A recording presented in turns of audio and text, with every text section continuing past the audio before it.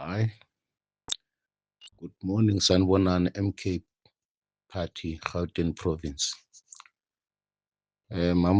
Mambule, ngengathi mina hamba uyothenga ilenti 1 days flu, wena ngazwa ukuthi ushelwa ivoice and njengoba ushelwa ivoice uzophathwa umkhuhlane. Ya, ivoice yakho angiyazi isong, ngiyazi ukuthi ukhuluma kanjani. So ngiyabona mama, thukuthele kakhulu. Ya, ibuhlungu vele lento yenziwa ezinhlanganweni, ngeke ngithi yasemkhontweni, ezinhlanganweni. And omama bayithulusi lokusetshenziswa, akusila kuphela, akusila kwamkhonto kuphela. Abantu besifazane kwangathi thi manje bakhohliwe ukuthi bangabantu abahlonipheka kangakanani ebusweni besizwe. Siyazi well kodwa kona vele ukuthi uma kuzofanele ukuthi kungazwana, kuphakama umama aphakamisa isidwaba, then ibutho labona izinto engamelanga izibone, kuvuka igazi lokushisa bese uyakikizela umama bese kufa abantu. Lezo izinto ezazenzakala ngey'nkathi zawoShaka, lezi izinto zenzakala ngey'nkathi zezimpi zakudala. Sikubonile-ke nathi, uqinisile lapho kona sikubonile into eyenzekala ngesikhathi sika-1989, 1990, 1991 and 1992, 1993.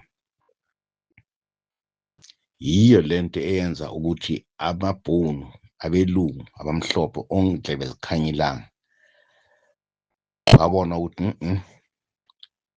lento esesibonile ukuthi ubani umuntu okufanele simsuse ngespeed la, kwaba na-red list ukuthi fanele babulale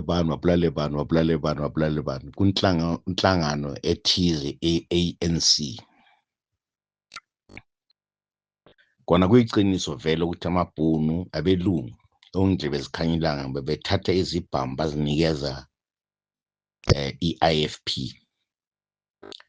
and kuyiciniso vele ukuthi bebehlangana nobaba uGatsha Buthelezi ngasese bamnikezele izikhali ukuthi ayobulala abantu abamnyama, baze bamprotect, baze bamphelekeze ayofika la khona abantu ababafunayo, abantu abamnyama bababulale. Loko akusho ukuthi kwakwenzakala emahlathini, kwakwenzakala khona la emalokishini. Soweto kwenzekile, uThokoza kwenzekile, kunoKhumalo Street lapha. Sastrati lesa, i-history yalesa strati ngeke uyikhohlwe. Kwenzekile uma-Davidton boma Alexander, sathi sakubhekile kanjalo yashaya eBoipatong, shaya buhlungu eBoipatong.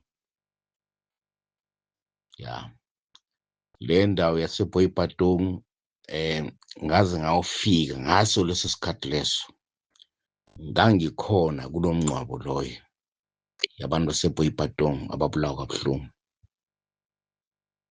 Sasicabanga ukuthi umhlaba uyaphela, sasingacabanganga ukuthi kusazophinde kube khona ukuthula. Phezu kwakonke lokho, into eyafika yathulisa yonke lento igazi likaChris Hani. Basibashaya uChris Hani, kwathiwa manje no, yimpi manje yomhlaba le. South Africa is a civil war. Ilana-ke manje sasiselento eJabulani Amphitheatre. uMandela esikhuza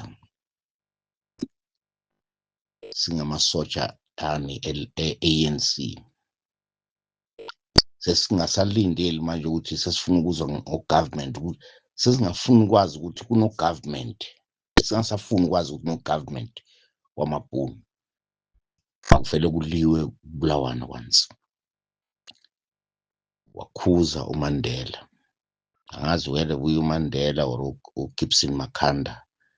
Wakhuza, I still remember uMakhuza, abantu be-ANC ngendlela bebathukuthele ngakhona baze bathuka naye uMandela. Kodwa wema wathi no, le ngizoyikhulumela. Kungako yastopa iCODESA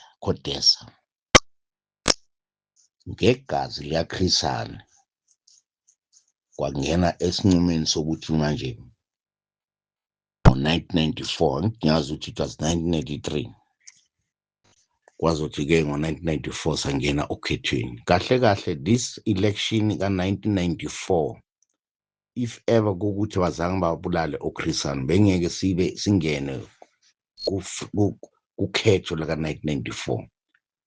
Bezoloku ichubekile lento yokubulalana kwabantu abamnyama nomuntu omnyama. Abelungu benikeza izikhali abantu abamnyama ukuthi hambani nobulalana.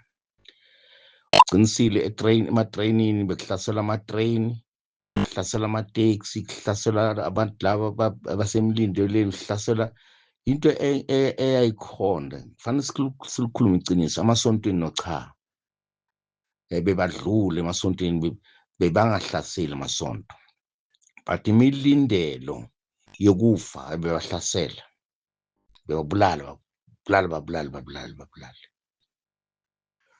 Kufe abantwana, kufe abafazi, kufe amadoda, kufe wonke umuntu. And kunabantu abafile, kunabantu abatshelwa ukuthi nabulawa yiphi i-political party. Kunabantu ababulawa baku-IFP, namanje basayizonda i-ANC, abafuna ukuyibona.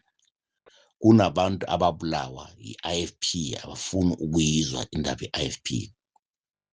Kunabantwana ababulawe labazali ney'hlobo zabo, bakhula banalet anger ye-IFP, bakhula banalet anger ye-ANC, both sides.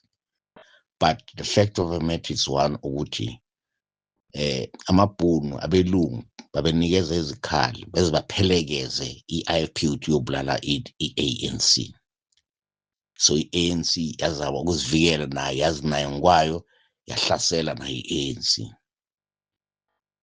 So uGatsha Buthelezi whether la alele khona, singasho ukuthi peace, rest in peace.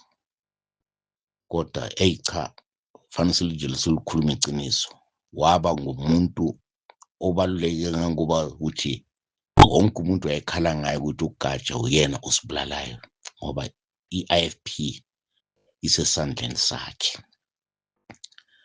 Weze wama naphambi kwama-TV wakhuluma, waze wabonakala ukuthi ngempela uphokophelele ukuthi aqede ngomuntu omnyama.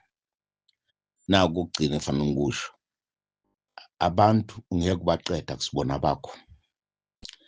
Nanoma ngamanje ngavuka futhi lento njengaleyo, ngeke uzibaqeda abantu. You'll never finish the people. So kunokuthi ufinish abantu, kuzofa wena. Thina la eSoweto sasinomfo kaKhoza, wayehlala eSidawana. Ngiyamfollow ngendlela wayekhuluma ngakhona ku-IFP, wayephethe iSoweto yonke. Ya, angikhohlwa.